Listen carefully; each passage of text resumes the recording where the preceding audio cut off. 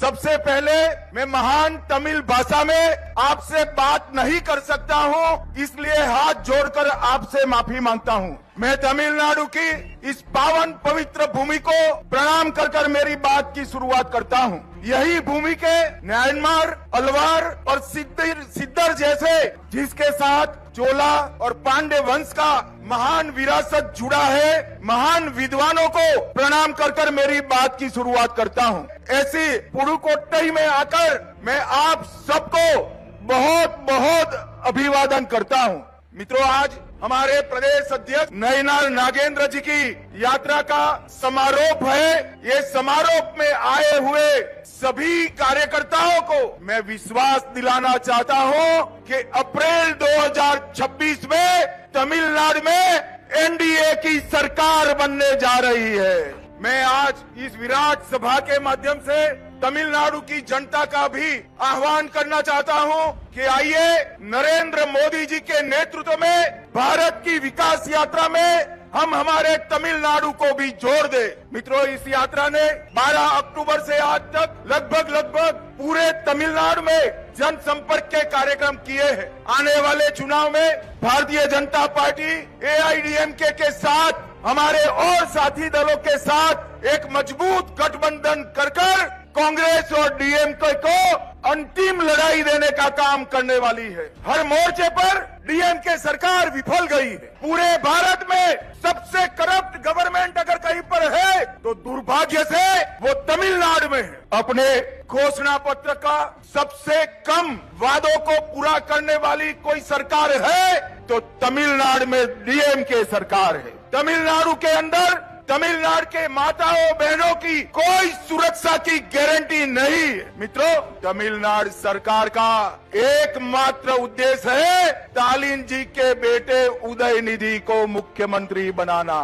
मैं आज तमिलनाडु की जनता को कहने आया हूं, तमिलनाडु के अंदर अब ये परिवार की राजनीति को समाप्त करने का समय आ गया है। पहले करुणानिधि जी, फिर स्टालिन जी और अब उदयनिधि। स्टालिन बाबू, आपका ये स्वप्न पूरा नहीं होने वाला है। तमिलनाडु की जनता को बताना चाहता हूं कि आईएएस, आईपीएस के एग्जामिनेशन में सबसे पहले तमिल भाषा में एग्जाम लेने की शुरुआत नरेंद्र मोदी जी ने कराई। तमिलनाडु के रेलवे स्टेशनों पर तमिल भाषा में घोषणा करने का काम भी नरेंद्र मोदी जी ने करवाया।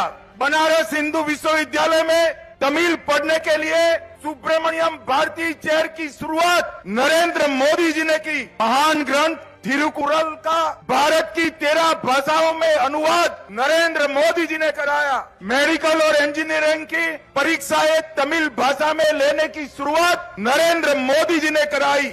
भारत सरकार ने फिजी में तमिल भाषा में शिक्षण कार्यक्रम की शुरुआत कराई और महान सेंगोल को इतने सालों से कांग्रेस डीएमके ने एक म्यूजियम में रखा था, नरेंद्र मोदी जी ने सेंगोल को पार्लियामेंट में स्थापित करने का काम किया।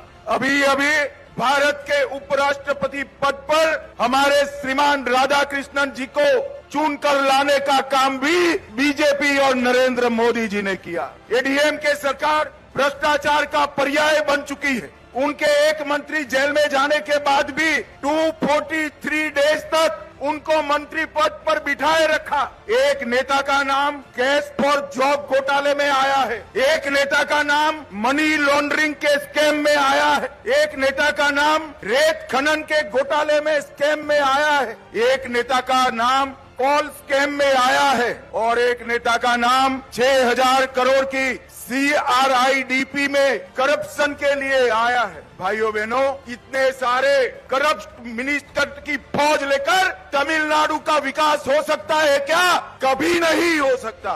तमिलनाडु सरकार वादा खिलाफी करने वाली सरकार है। इनके शासन में कर्मचारी भी सड़क पर आने के लिए मजबूर हुए हैं। जब सफाई कर्मचारी प्रदर्शन करते हैं, उन पर लाठियां चलाई जाती है। स्कूल शिक्षक रोड पर आते हैं तो 1300 महिला शिक्षिका को जेल में डाल दिया जाता है। Nurse, community health officer, anganwadi worker protest करते हैं तो 600 नर्सों को जेल में डालने का काम होता है। किसानों को भी धोखा देने का काम तमिलनाडु सरकार ने किया है। तमिलनाडु पर तमिलनाडु में हिंदू आस्था के, हिंदुओं के विश्वास के अपमान का सिलसिला इन्होंने चलाकर रखा है। तमिलनाडु में अयोध्या राम मंदिर भूमि पूजन के वक्त अघोषित कर्फ्यू लगाया जाता है। उनके वरिष्ठ नेता सनातन धर्म को डेंगू और मलेरिया बताते हैं। हिंदुओं के प्रोसेशन पर टे लगा दिया जाता है। हिंदुओं के मूर्ति विसर्जन पर भी